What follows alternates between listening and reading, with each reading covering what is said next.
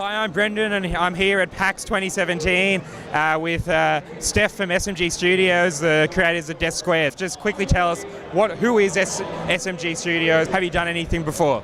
Yes, SMG Studios, we're a small indie team from Sydney.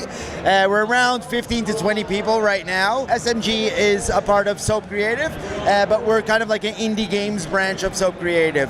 But essentially, we were first a mobile studio. Death Squared is our first portray into console gaming, and it's been fairly successful for us for a small team. That's great to hear. So what's the Australian indie dev community like, especially in Sydney? Is it very constructive? Is it positive? How's your experience been with it?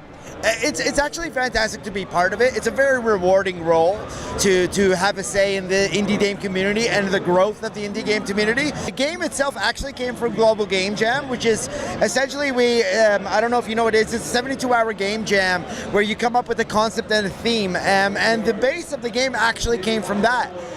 We saw that it has potential for it to be played by multiple players, the way puzzles need to be solved.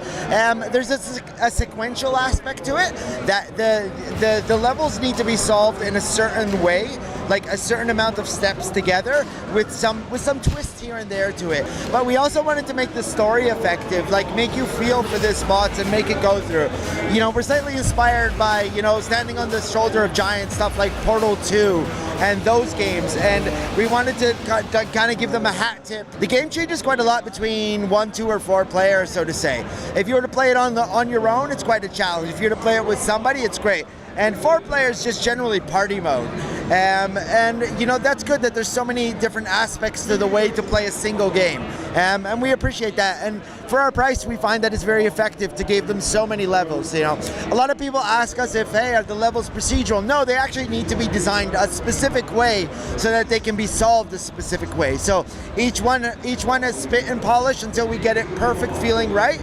And that's just the visual hook to it, and we like it. Those 140 levels, I played through most of them, and I felt that once you learn how to solve the puzzles, you can go through a lot of them, but they always turn those concepts on their head and that sort of thing. So how did you manage to do that and make each level have its own feel? There's essentially a way to approach puzzle design, and what we try to do is we try to teach you something new, like a new mechanic, and then you repeat it, and then we teach you a secondary mechanic, and then you also repeat it. But then at one point we merge those 2 mechanics, and you realize that, if you actually combine them together, it brings a lot towards the puzzle. Like there's stuff like ghost boxes or teleporters and such. So we were very strict on what's allowed into the game so that we don't bloat it with unnecessary mechanics, but we try to make the most that we teach you something and then maybe we forget it for a bit, and then later on we introduce it, because now if you combine it with what we just taught you the level before, it brings an interesting concept to it. So Death Squared's been out for a number of months now on most, or nearly all current gen platforms. What has the response been? What's the reception been like? For a small indie studio, it's been fantastic. Some platforms obviously performed better than others. We have to have a stagnated release. We gotta kind of give a nod to Nintendo, because Nintendo actually gave us a great second life to the game. The Switch itself was announced late in our development, but the good thing about it is we managed to get onto the Switch itself early when there wasn't too many co-op puzzle games. I noticed that Death Squared is over at the Nintendo booth this year. So what has it been a good experience working with Nintendo and the platform as a whole? Nintendo's a fantastic brand to work with. It's family friendly and it's right. You'll find people who are Nintendo parents make Nintendo children, and it's just nice to have that. There's a faith in that brand, If you put us against, what are the big PS4, PlayStation, we might get a little watered down, when Nintendo is happy to promote the unique indie, and that worked really well for us. A bit of an unrelated question, but I noticed you're selling a collector's edition sort of thing today. What do you think about the rise in collector's edition and limited releases of indie games that have risen in the last year or so? You have limited run games, you have a few other companies overseas that are doing those sort of releases. What's your thoughts on that sort of trend? I think it's fantastic. I think there's a certain ownership problem with digital products, right?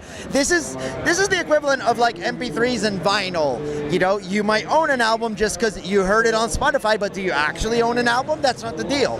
And that's now video games are kind of catch up with that. You know, people like their shelf full of video games, and how do we fit in as a medium? And I find that them, like people like Limited Run and Yeti and these new guys that are coming into it, they provide a service for somebody who's a collector to fill that shelf, even though he's buying digital products. Right now we have a special going on.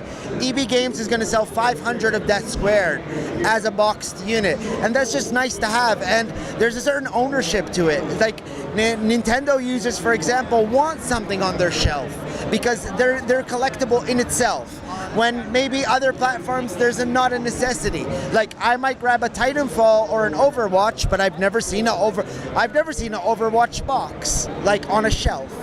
But we all play Overwatch, so it's just nice to have that physical element, you know? So any word on when this EB Games release will be on shelves? It's actually on pre-sale right now, if you go to the website. To be honest with you, by the time we're doing this interview, there's only like 100 left. But maybe we'll add 500 more if you guys are really nice to us. What has the response been like this weekend? I've noticed a lot of people, whenever I've come by, it's been very busy. Has it been a very good response? It's a fantastic convention game. Nobody comes to a convention on their own. Everybody brings a buddy to a convention game. Death Squared's a buddy game. You know, you can play it on your own, but to maximize what you're going to get out of it, you need a friend.